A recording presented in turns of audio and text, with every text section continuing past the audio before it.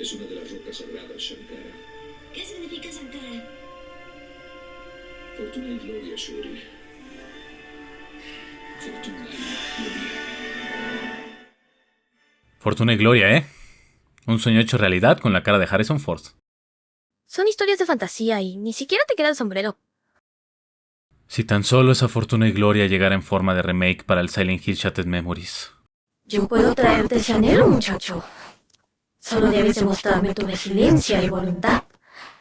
Anda, solo necesito pan, vino y carne. Gogo, ya hablamos de esto la última vez que estuvimos en los bares de Tailandia. Basta de jugar con el diablo. Inicia la interfaz. Está bien, cobarde.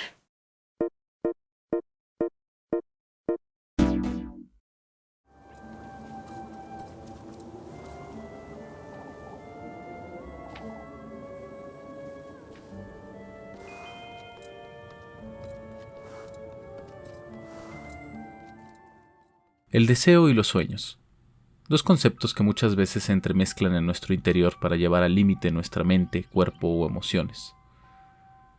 Son dos dagas gemelas que se clavan en nuestro pecho para mantener vivo un fuego interno que sostiene nuestra voluntad de vivir, e incluso pueden ser el combustible de un dolor que alimenta la frustración de existir.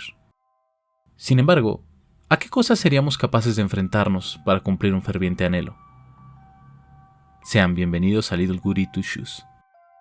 Las experiencias que giran en torno al terror y las emociones ya son un viejo conocido en los videojuegos. Hemos llegado a un punto en que todo parece ya estar inventado. Juegos sobre la depresión, la ansiedad, las batallas contra uno mismo, e incluso experiencias enfocadas en el horror psicológico han sido tópicos que hemos visto desfilar por nuestras pantallas en diversas ocasiones. Así pues, en este punto del tiempo, lo que nos queda es experimentar diferentes perspectivas con variados ingredientes, ya sean novelas visuales, walking simulators, o juegos narrativos y de supervivencia que también son simuladores de citas. Sí, escuchaste bien, simuladores de citas. Little Goody Two Shoes es un juego desarrollado por el estudio portugués Astral Shift y publicado por Square Enix, que busca explorar el deseo y la frustración por la vida ideal que anhela su pintoresca protagonista, Elise, una dulce jovencita de vestido rojo que vive en medio del bosque a las afueras de un pueblo rural. Así pues, la odisea que dará inicio con el encuentro de un par de zapatillas rojas en el patio trasero llevará a Elise al interior del bosque por las noches para después pasar los días malabareando su tiempo entre trabajar para comer, enamorar a alguna de las 3 doncellas de su vida o evitar que los aldeanos del pequeño asentamiento montañés le señalen por brujería, debido a los recientes acontecimientos que el poblado de Kieferberg ha comenzado a sufrir. Estamos frente a la historia de una persona que subsiste al día mientras sus vecinos quieren linchar a la primera bruja que logre caer en sus manos. Un Latinoamérica Simulator, vamos. No obstante, lo que hace maravilloso este juego y su forma de abordar la ajetreada vida de una joven en sus 19 primaveras radica en un concepto fundamental.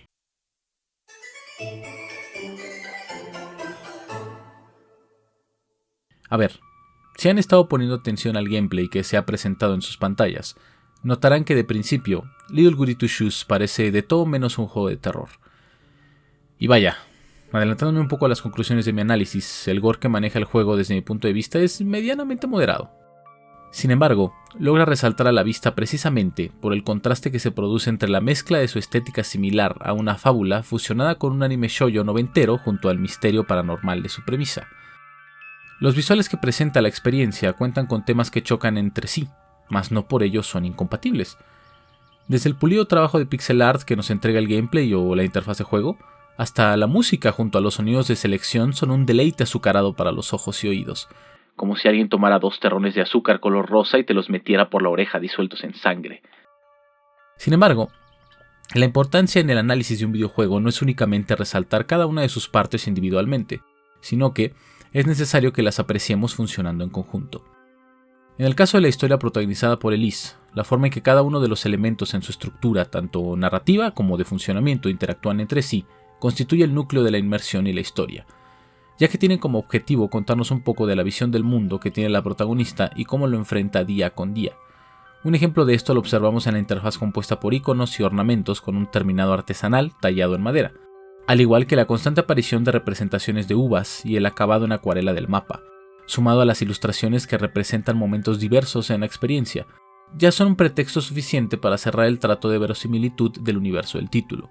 y así poder sentir que en verdad estás recorriendo los caminos de un asentamiento alemán a la mitad de las montañas a través de los ojos de una chica viviendo en el bosque. Pero esto no puede quedarse únicamente ahí. Astral Shift también buscaba apelar a la nostalgia de los jugadores que hubieran experimentado en algún punto de sus vidas el anime de los años 90 y la televisión que existió antes de la alta definición.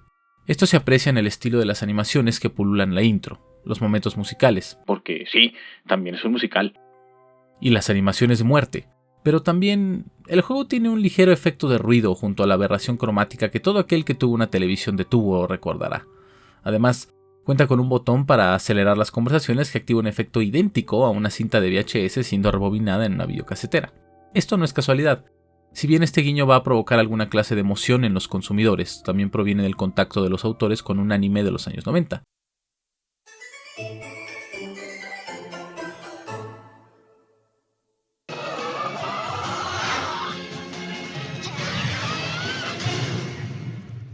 Shoujo Kakumei Utena es un anime lanzado en diciembre de 1997 y está basado en el manga homónimo creado por Chiho Saito, a la par de la versión animada.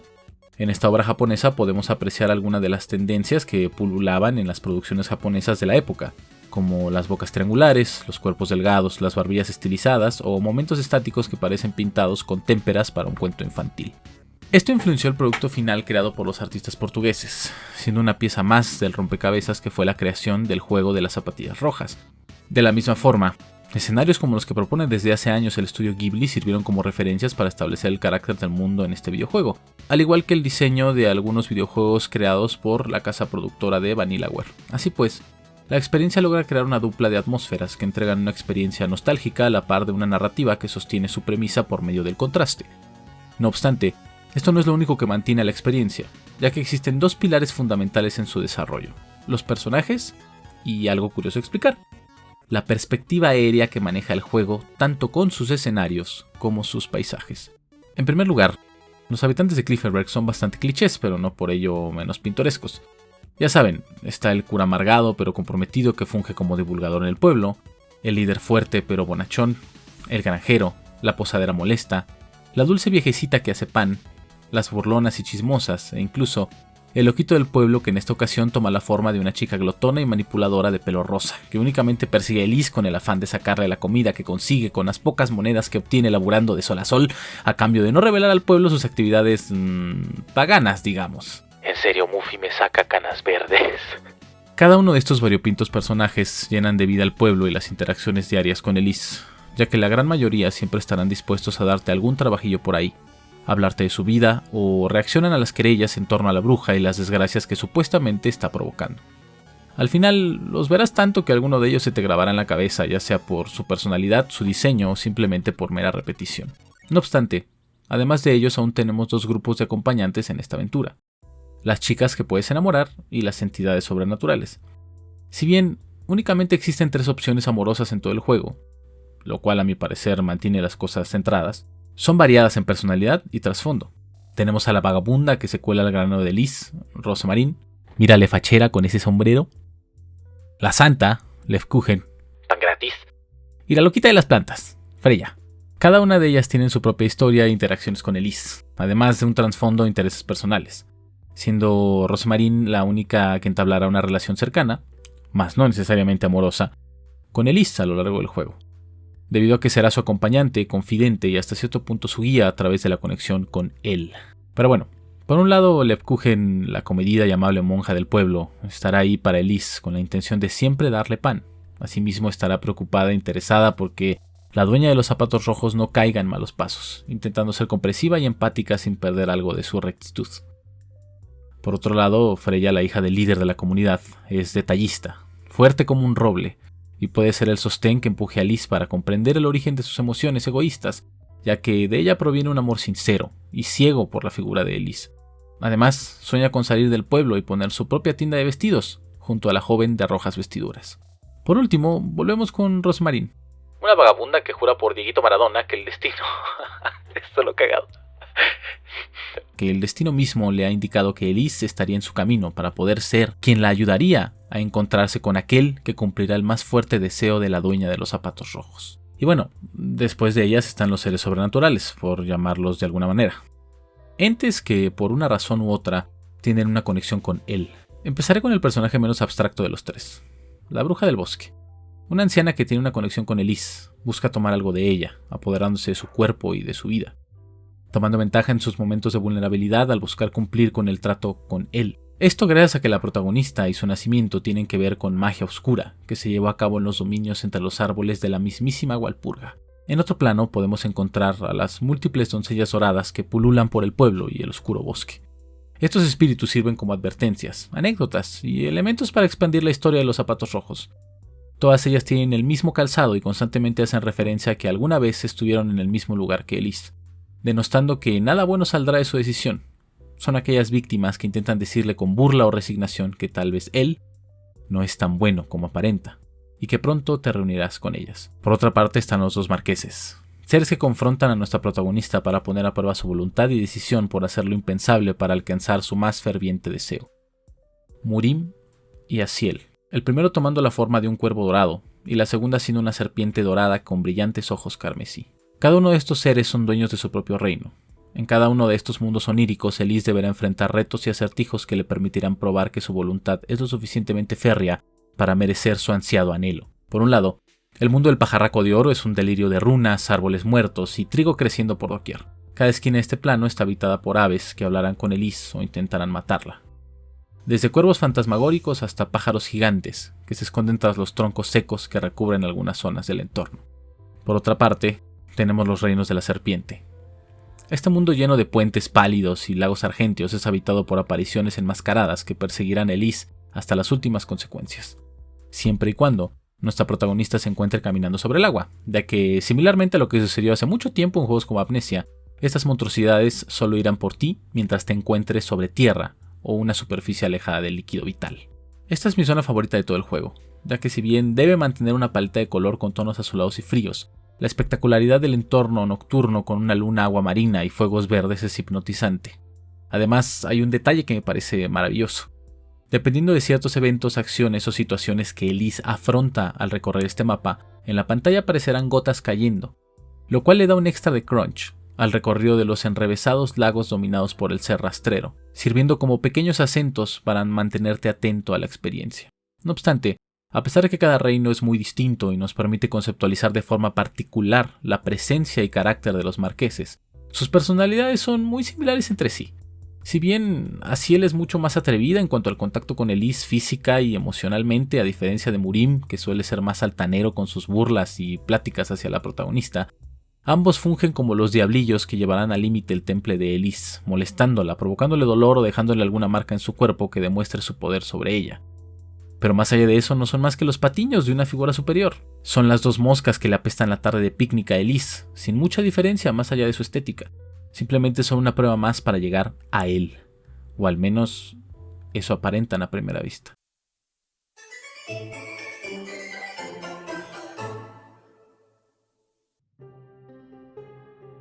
En algún punto de tu andar podrás encontrarte con su presencia. Una sensación extraña y ominosa frente a un ser que simplemente no puedes ver a primera vista y ni siquiera confrontar de frente, pero que te sigue a donde vayas, como si su ojo omnipresente estuviera atento a todos tus movimientos. Un peso en tus hombros que te empuja a través del deseo a cumplir con sus demandas sin importar el costo. Un ser de tan inmenso poder que ni siquiera requiere mostrarse ante ti directamente con el afán de llevarte al límite. Sin embargo, al mismo tiempo que la criatura funge su papel como un ser superior y adorado a lo largo del tiempo, también aparece como un rastrero y chantajista demonio que únicamente quiere arrancarte lo único que Elise posee en este plano terrenal, su cuerpo y aquello que ama. Eso aparenta ser él, un ser más allá de un simple mortal con la capacidad de cumplir cualquier deseo que le presente la persona que ha sido elegida por su umbría voluntad. Una entidad de la cual únicamente te enteras de oídas, por medio de susurros y diálogos ambiguos sobre su gran poder o su intensa maldad. Esta forma de presentar al a veces antagonista y otras el posible benefactor de Elise, según como se le mire, es muy efectiva para construir la mitología que da forma a la narrativa de la experiencia. Él nunca se presenta directamente con su víctima, siempre es a través de los otros, los acontecimientos extraños o la fatalidad que rodea a Elise. Esto cimenta su figura como una entidad poderosa que puede cumplir una fantasía, pero al mismo tiempo lo coloca como una posible ilusión, una farsa que puede llevar a Elise a la ruina por el simple hecho de perseguir un sueño egoísta e imposible. Pero esto último se ha reflejado aún más con los escenarios y las perspectivas con las que se presentan al jugador al mundo. Little Goody Two Shoes intenta mantener una vista cenital, como la mayoría de los juegos, que formaron parte de la tendencia del 2002 en torno al RPG Maker, como lo puede ser la obra francesa The Carnation. Sin embargo, la forma en que el videojuego de Astral Shift fuerza su perspectiva y mezcla sus distintos planos para mostrar el mundo más allá de Clifferberg, tiene también un carácter narrativo. Las distintas vistas que puedes apreciar, los diferentes campos que desembocan en el etéreo y lejano castillo junto a las nubes, solamente realzan lo lejano e imposible que es el sueño de Elise por obtener fortuna, nobleza y una mejor posición social. Es una excelente forma de mostrar la distancia que existe entre aquellos en el poder y las arenas movedizas de la pobreza que no dejan escapar a la chica de los zapatos rojos. Y por si fuera poco, aportan mucho a la visión del jugador, ya que si bien podemos apreciar las vistas lejanas que muy probablemente Elise admira día con día mientras suspira con anhelo, también hay encuadres que parecen enmarcar la vista cenital de las acciones de Elise como si fueran observadas por alguien más. Como si realmente al admirar esta historia lo hiciéramos desde la mirada voyerista de un lector chismoso e inclemente que únicamente ve las desgracias ocurrir. Ojo que utilizo la palabra lector. Esto lo digo porque cada uno de estos encuadres recuerdan a la lectura de un libro que alberga en su interior un cuento de hadas, como aquellos libros viejos que contaban historias de caballeros, dragones y las estrellas del cielo. E incluso podemos inferir que esta era la intención deseada al pensar en las declaraciones del equipo desarrollador, que hablan incluso de tener inspiraciones de las historias rusas del siglo XIX con este tipo de contenido. No obstante, volviendo a la extraña perspectiva que nos muestra con detalle los distintos rincones del Valle Perdido en Alemania, esto no habría sido posible sin que Astral Shift hubiera conseguido trasladar su idea con éxito al motor gráfico Unity, que les permitió experimentar con mayor libertad la forma de mostrar, comunicar y estructurar el movimiento y exposición del mundo en que se desarrolla esta pequeña historia de fantasía. Con esto es importante tener en cuenta que uno de los factores que permitieron que Little Goody Two Shoes fuera el producto que tenemos hoy en día es gracias a las herramientas que el estudio tuvo en sus manos para dar forma a aquello que se formaba en su imaginación.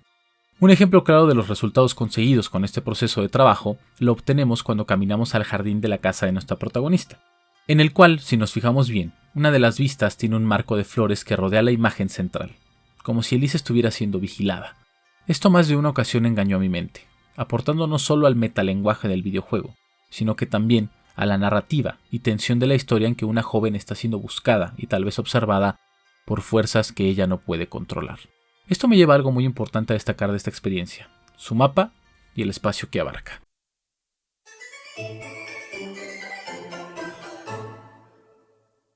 Hoy en día estamos acostumbrados a los mapas gargantuescos y llenos de contenido que no necesariamente tienen gran valor. En la actualidad, videojuegos como Assassin's Creed o Far Cry son algunos de los sospechosos habituales. Sin embargo, también solemos tener ejemplos como el Witcher 3 o Elden Ring, que suelen tener un mundo enorme con una buena cantidad de contenido implementado de forma creativa, aportando a la narrativa general del mundo. No obstante, debido a esta práctica cada vez más común en la industria de videojuegos AAA, nos hemos visto invadidos de juegos eternos con una gran cantidad de horas en su haber, y que realmente cuentan con muy poco contenido de valor entre esa enorme cantidad de paja con misiones repetitivas o mundos huecos. Por otro lado, hay que tener en cuenta cómo esto se convierte en una característica usada por el aparataje de venta de videojuegos para convencer a los posibles consumidores de adquirir un producto por el cual recibirán muchísimas horas a cambio de un precio que hoy en día es claramente alto y de difícil acceso para un gran sector de la sociedad. Los videojuegos siempre han sido un lujo. Finalmente, en este universo capitalista, el ocio y la recreación siempre se han presentado como privilegios que no todo mundo puede tener con constancia y regularidad. Por lo tanto, buscar exprimir la mayor cantidad de horas de entretenimiento a un producto por el que has pagado un alto precio es algo entendible. Aunque si bien una buena parte de los usuarios se encuentran con un acceso limitado por alguna razón u otra a una parte del ecosistema de la industria, también existen grupos obsesionados con la duración y densidad de un título para establecer si es valioso o no, de tal suerte que suelen ignorar o denostar de forma negativa experiencias independientes o de menor tamaño con la creencia de que contenido abundante es igual a calidad. Así pues, tanto los hábitos de consumo como las decisiones corporativas o de venta de un videojuego han hecho que esto sea un fenómeno constante, dando mayor importancia a la cantidad sobre la calidad del contenido que se nos ofrece en la industria. Ahí es donde radica la importancia de voltear a ver la factura de experiencias como Little Goody Two Shoes. Videojuegos contenidos en espacios relativamente pequeños, pero que presentan una narrativa y gameplay con distintas capas que hacen sentir a la experiencia como algo más grande y complejo. El mapa que sirve como espacio de juegos para desenvolver la narrativa de la Odisea de Elise es realmente pequeño. Solamente estamos frente al pueblo, su granero, el molino, algunos caminos que llevan al bosque o la casa de Elise. De la misma forma, podríamos incluir las zonas destinadas a las pruebas para obtener la aprobación de él y los marqueses para cumplir con el objetivo de la narrativa. La cueva de las polillas, los dominios del cuervo, los lagos de la serpiente y lo que aparenta ser el mismísimo infierno. Realmente son pocos escenarios y la gran mayoría de las horas que te entrega el videojuego las pasarás recorriendo el mapa principal hasta el cansancio. No obstante, también verás la gran mayoría de diálogos, actividades y arte en ese mismo lugar, lo cual lo hace sentirse con más densidad de lo que aparenta su propio tamaño. Esto sucede debido a la estructura y funcionamiento del modo de juego. Para entenderlo, podríamos dividir el gameplay en dos vertientes generales: las que ocurren en el día y las que realizas bajo el abrigo de la luna. Estas últimas usualmente tendrán que ver con la resolución de acertijos y la exploración, sin olvidar que sigues estando bajo la merced de los sistemas de hambre, salud y psique que dominan la vida digital de Elise, sin importar el momento del día. Ahora bien, cuando el sol acaricia las montañas, la situación se expande, ya que además de la exploración del pueblo y los secretos que te encuentras a tu paso, deberás escoger entre realizar uno de los 4 minijuegos que sirven para que experimentes los momentos en que la protagonista debe trabajar para comer. Asimismo, están las citas que puedes tener con alguna de las chicas y el componente social del juego, que te sirve para entablar conversaciones con la gran mayoría de habitantes del lugar. Así pues, esta distribución de actividades y segmentos de jugabilidad hacen parecer al mapa de Little Goody Two Shoes como un lugar mucho más grande de lo que realmente es. No obstante, algo que también contribuye a que esta ilusión sea palpable la encontramos en la movilidad del personaje jugable. Elise tiene una velocidad que permite recorrer el mapa relativamente rápido, incluso cuando corre, pero siempre es acorde a las dimensiones del mundo. Nunca irás de un lado al otro del mapa a una velocidad impresionante y que rompa con las características tanto del personaje como del entorno que éste recorre. Un ejemplo que me sirve para dar énfasis en este tipo de diseño es Disco Elysium.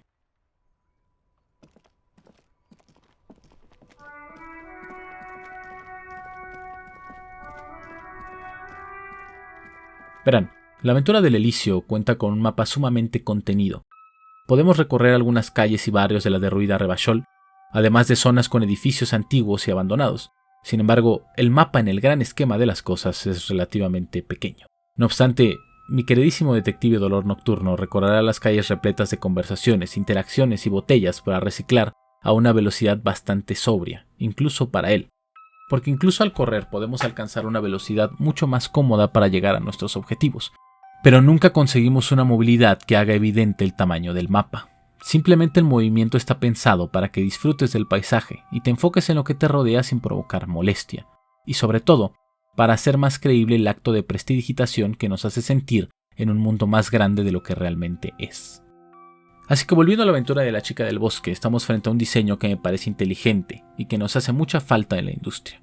Con esto no quiero decir que hay que eliminar los juegos titánicos y que carecen de valor como obras artísticas. Al contrario, mientras la intención de la experiencia y su narrativa lo permitan, creo que siempre es agradable poder perderse en un juego extenso, complejo y sobre todo denso en contenido de valor.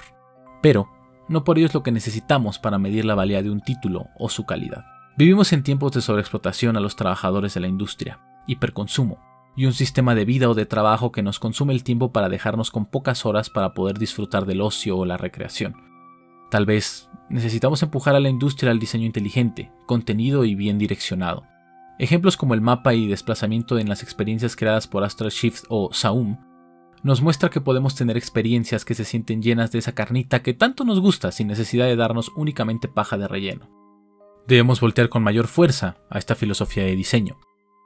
Necesitamos experiencias con dirección y contención para enriquecer el contenido, no simplemente lanzar a los jugadores en grandes cajas de arena que únicamente se sienten como un cuarto vacío. Es necesario que empecemos a apreciar y analizar los videojuegos con una perspectiva que vea a cada una de sus partes interactuar en conjunto, y no por separado. Sería interesante que comenzáramos a analizar la totalidad de la fotografía, y no exclusivamente un único punto que la hace resaltar. Los videojuegos no son únicamente obras interactivas, sino que detrás de su factura hay una enorme cantidad de conocimiento, referencias, experiencias y trabajo en conjunto que se hace de la mano de un sistema de máquinas que permite crear una obra que por el camino es modificada, refinada y, más importante aún, que puede reflejar múltiples referencias y relaciones con obras que han formado parte de la vida de los artistas detrás de la construcción de los mundos ficticios que tanta felicidad y emoción nos han dado en lo que llevamos del siglo XXI. Como en cualquier arte, la experiencia en el mundo de las personas detrás de su creación es aquello que forma a las obras que gestan a lo largo de su vida. Y en este caso, el anime, el folclore portugués y ruso, las tendencias como los videojuegos de horror creados en RPG Maker y el horizonte histórico de las primeras décadas de nuestra época dieron como resultado esta obra. Pero no todo es perfecto. Hay muchas cosas que admirar de Little Goody Two Shoes. Pero por otro lado,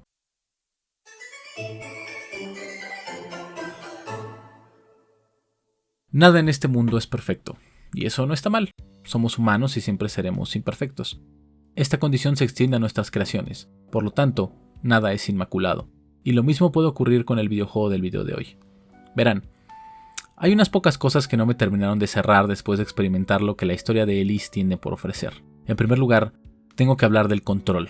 Si bien hace un momento hablé de las bondades de las que goza el movimiento del personaje principal para generar la ilusión de un mundo más grande y agradable para recorrer, al mismo tiempo esa velocidad y sobre todo la forma de cambiar de dirección puede ser algo molesto. Esto lo digo sobre todo en las secciones en que hay que escapar a toda velocidad de alguna de las alimañas siniestras sorteando obstáculos del entorno que a veces aparecen de golpe frente a ti. No lo voy a negar, puedo ser una persona torpe, pero aún así entre la velocidad para cambiar la dirección y las cajas de colisión de los obstáculos, puede ser algo frustrante recibir daño una y otra vez hasta morir por la forma en que Elise se mueve de aquí para allá. También debo de sincerarme y mencionar que de todas las zonas fantásticas que visitas para completar la odisea de los zapatos rojos, el área dominada por Murim me pareció la más cansada de recorrer, al menos visualmente hablando. Su gran problema, en mi opinión, es lo monótono que puede volverse su paleta de colores, que básicamente es un eterno amarillo. Sumado a que las estructuras que encuentras son siempre las mismas, ruinas rodeadas de trigo pero en configuraciones diferentes. Esto lo convierte a mis ojos en un reino que con el paso de las horas provoca monotonía rápidamente. Además, tiene el desesperante recorrido de los pájaros gigantes. Llega un punto en que este obstáculo parece ser regido por el azar, consiguiendo que no puedas predecir satisfactoriamente por dónde te atacarán las bestias emplumadas, convirtiendo esta sección en una ruleta rusa de frustración. Eso sí, la bestia que se esconde hasta el fondo de sus entrañas es un agregado que se agradece después de tan cansada experiencia. Ahora, una cuestión que me parece importante mencionar para nuestra región es la cuestión del idioma. Lamentablemente el juego no se encuentra traducido al español, por lo tanto nos quedamos únicamente con el idioma inglés, lo cual puede dificultar que muchas personas disfruten una experiencia cuyo centro está en las interacciones y narrativa que presenta el título. Y debo decir que si bien el lenguaje que maneja el juego no es tan especializado como podría suceder en un juego como Citizen Sleeper, sí puede ser algo florido y romanticón. Esto último me lleva inevitablemente a hablar del romance, el contraste y el horror de la experiencia.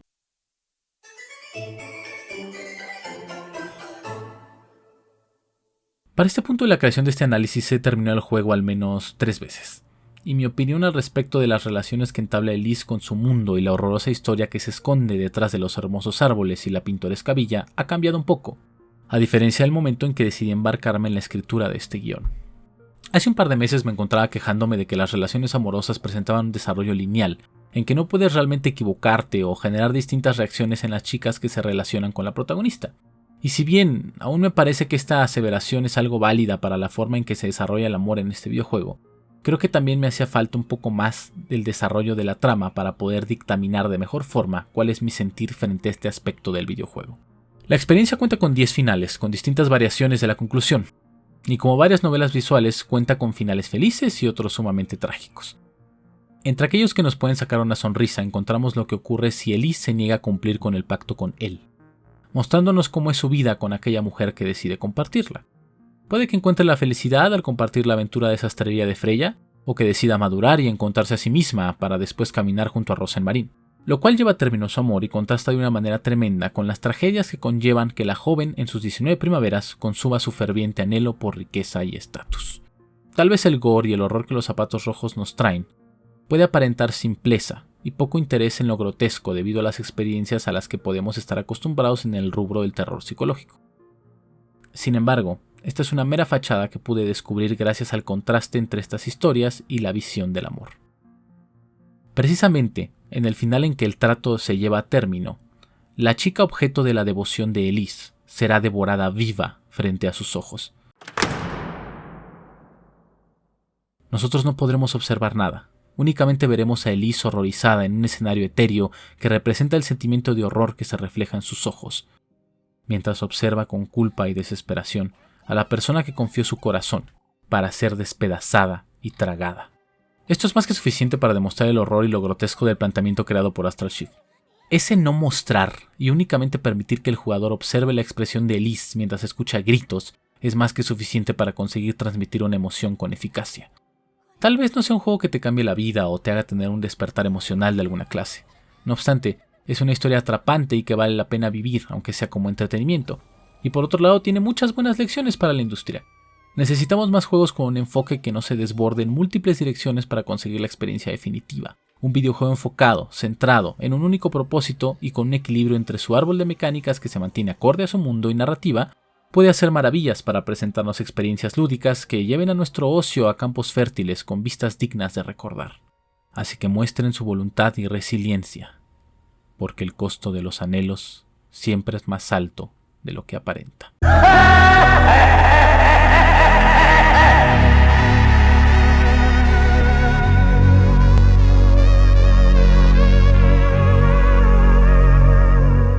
Ay, no mames, me mamé con eso. Listo. ¡Ah! El micrófono. Ahí quedó.